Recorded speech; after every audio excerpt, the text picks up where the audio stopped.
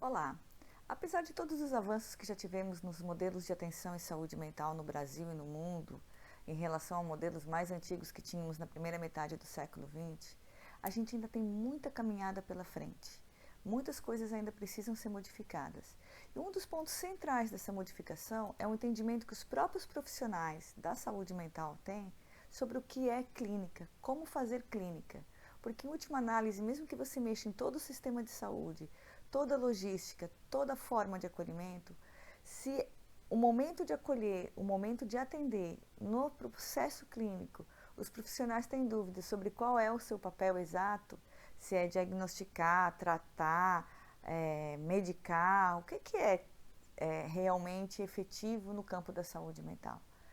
Então, eu gosto muito de retomar um material na formação com profissionais da área. Eu retomo um material que é do Foucault, que se chama O Nascimento da Clínica. Um livro dele que é uma obra clássica sobre como surge a clínica na humanidade, na história da humanidade, o pensamento clínico, o método clínico. É, ao mesmo tempo, um levantamento de aspectos históricos e também uma forte, severa crítica a alguns argumentos que não sustentam a clínica, mas que estão dados aí na sociedade como se realmente funcionasse muitas vezes. Foucault não escreve nesse livro pensando na perspectiva da saúde mental.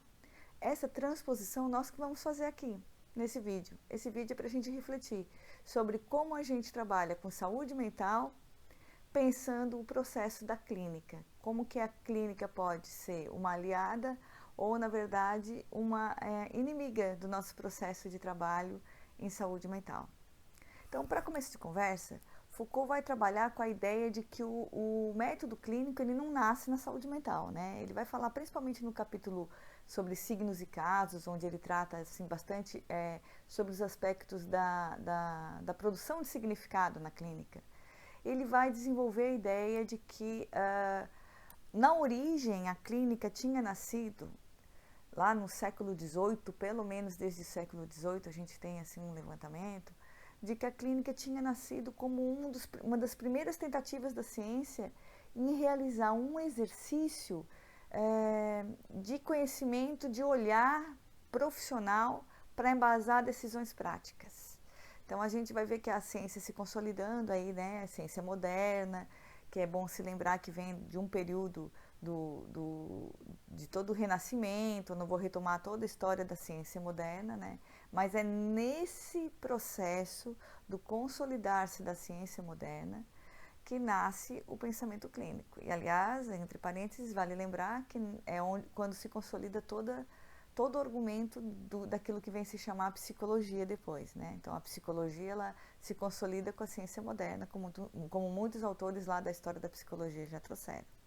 Então, a ideia de que o pensamento clínico, ele em toda a ciência, pensando desde o pensamento médico também, ela vai se consolidar com esse arcabouço teórico de uma nova ciência que surgia na época. Então, assim, a ciência ela pode se pautar num modelo naturalista baseado nos sintomas e dizer algo para o sujeito que seja útil para um tratamento e para a cura. Olha que legal, né? Mas como que isso se dava lá no início? Se dava baseado em sintoma, aquilo que ele vai chamar todo o tempo de modelo naturalista.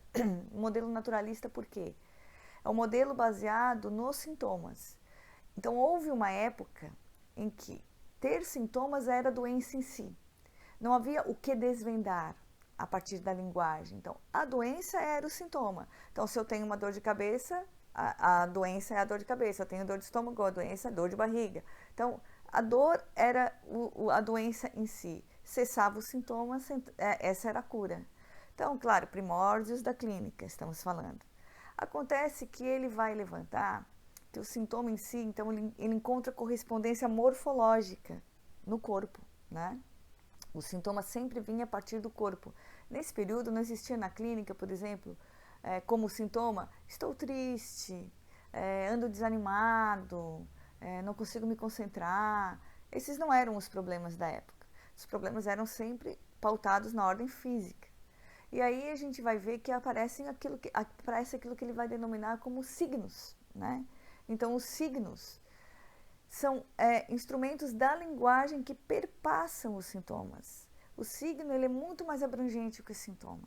Então veja, ele é maior porque ele atravessa pela cultura. Então o signo ele tem a ver com aquilo que a gente vai produzindo na linguagem.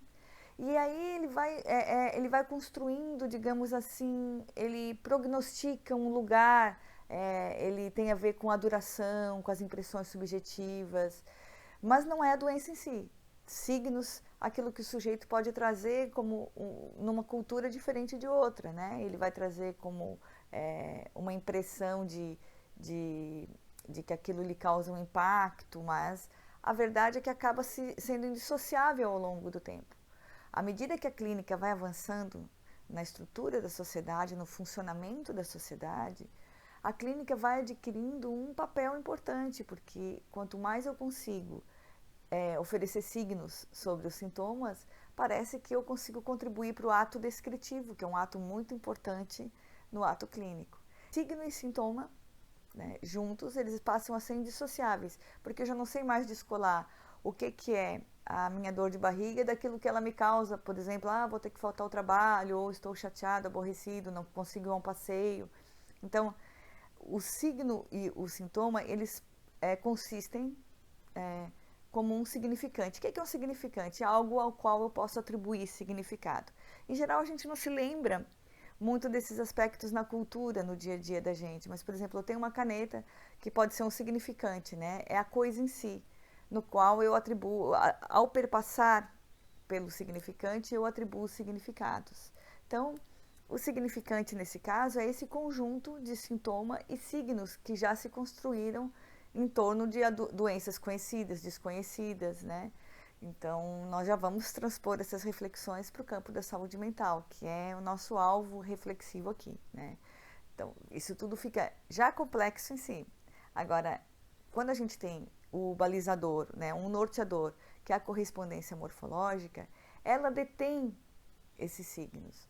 Porque eu não posso significar demais para além daquilo que o próprio sintoma está me dizendo no corpo. Então, essa grande viagem, né? Eu acho isso, eu acho aquilo, vai num certo limite circunscrito até onde o sintoma vai, onde as estatísticas contam.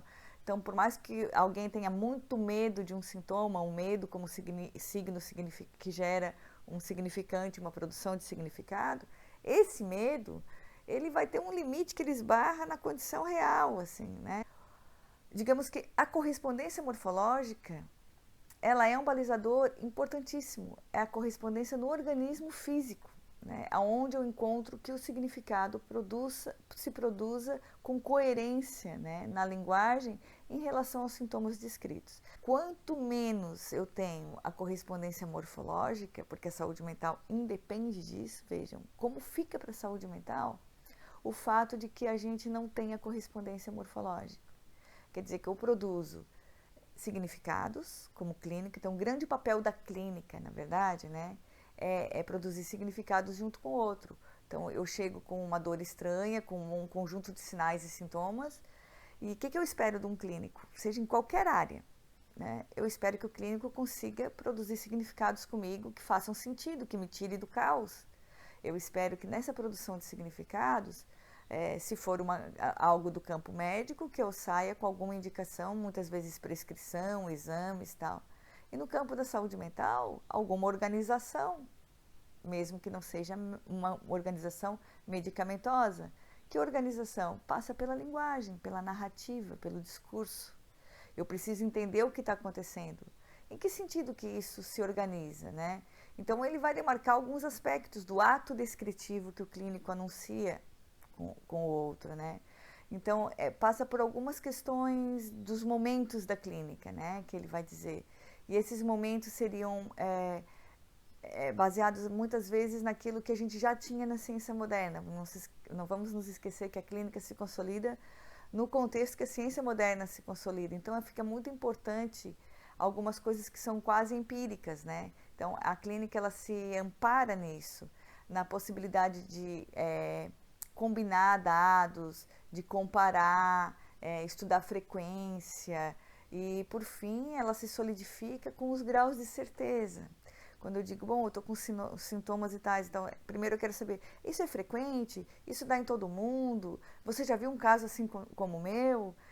O que assusta tanto, por exemplo, né, agora na epidemia do Covid-19, é uma doença nova, sobretudo isso, é novo, né? O novo quer dizer não tem frequência estudada, não tem analogia, não tem combinações de sintomas, cada hora dizem que pode ter impactos que são duradouros, depois não são duradouros, depende do grupo.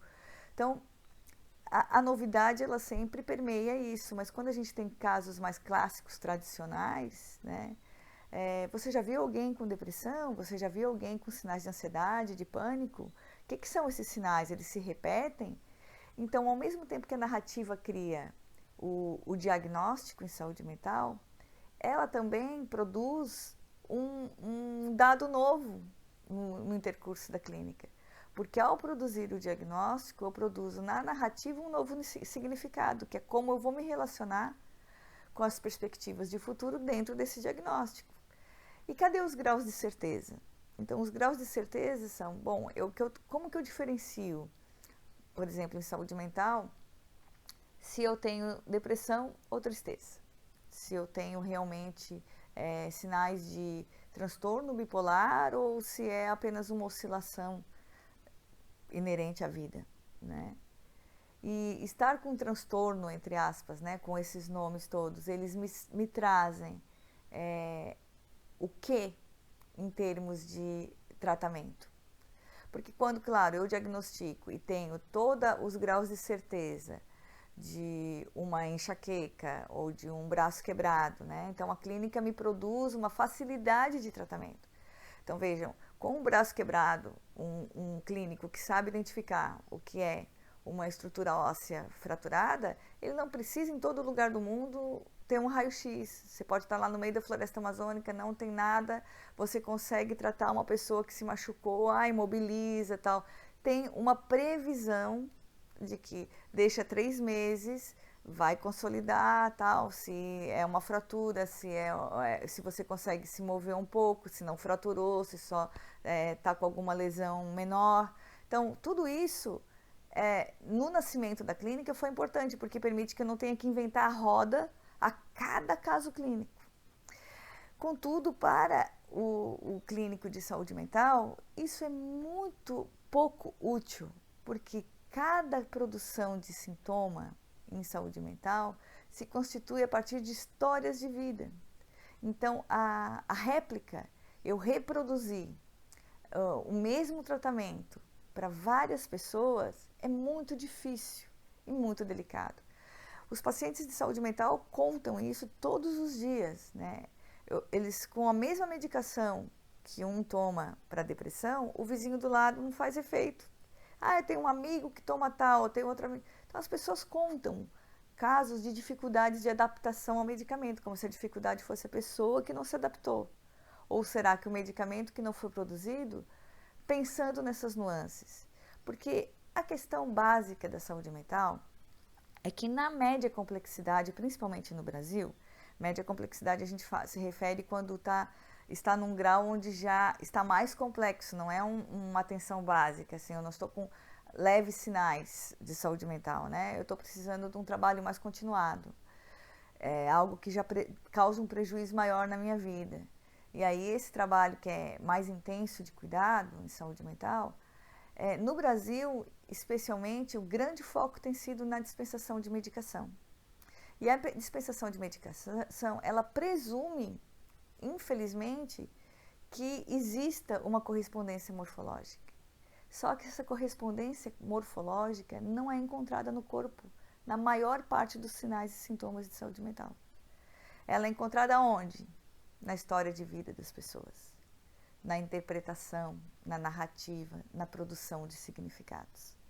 E refazer produção de significados não se faz com medicamentos. Então, quando alguém tem um luto mal elaborado, alguém tem uma tristeza perdida lá atrás, medo de algumas coisas, sofreu situações graves no passado que não conseguiu superar, como lidar com isso apenas a partir dos sintomas? Se a produção de significados, que era aquilo que a gente chamava de sintoma, mais signo, que vai gerar o significante no qual vamos produzir significados. Então, na saúde mental, isso é um grau mais complexo. E essa complexidade não significa que estejam invalidadas todas as outras situações onde há correspondência morfológica, onde o medicamento é muito bem-vindo e onde muitas vezes, ao segurar o sintoma, também se permite trabalhar significados. Mas essa não é a maioria das vezes. A gente precisa levar em consideração que o trabalho em saúde mental, de trabalhar sobre a produção de significados na vida, em nossas histórias de vida, demanda um tempo, um longo tempo. E um longo tempo em relação ao que é esse fast food da sociedade moderna, né? Que a gente quer tudo muito rápido, tudo é para ontem, né? A gente não produz sintomas graves em saúde mental da noite para o dia. Isso é também uma coisa muito boa, porque a gente sabe que os primeiros sinais vêm muito devagar. Então, quando a gente já chega a estar com sinais mais graves, a primeira coisa que a gente precisa ter é paciência para enfrentar esse problema, porque é um problema que demorou para ser construído, ele vai demorar um pouquinho para ser desconstruído, ou para ser reelaborado, ressignificado. Esse é o processo de média complexidade. Por exemplo, todas as psicoterapias que a gente trabalha em psicologia, todo o trabalho psicoterápico, as abordagens de psicoterapia, elas são média complexidade. Vão trabalhar com essa elaboração. A medicação também é média complexidade, só que ela trabalha na ordem direta do sintoma, ela age no corpo. Então, se você tem insônia, por exemplo, você pode tomar um remédio para produzir sono, mas isso não é trabalhar de fato com a gênese histórica onde a produção da insônia aconteceu. E eis aí essa grande discussão, que a gente tem que reconhecer um impasse que é, na verdade, de epistemologia científica, de onde nasce a clínica. Não adianta a gente brigar na área contra a medicação ou a favor da medicação sem olhar como surgiu nesse processo histórico essa crença de que ao tratar o sintoma, eu estou tratando a doença em si. Isso é muito primitivo e vem da ideia naturalística de que a doença em si é o sintoma. Então, vejam, isso a gente já superou em termos de história da clínica lá no fim do século XVIII, e principalmente com o avanço dos medicamentos ao longo do século XX todo. E a saúde mental, muitas vezes, fica um passo atrás. E na saúde mental, o que está muito forte no trabalho de modificação dos sintomas é a produção de significados, porque ela acaba sendo parte da produção da doença.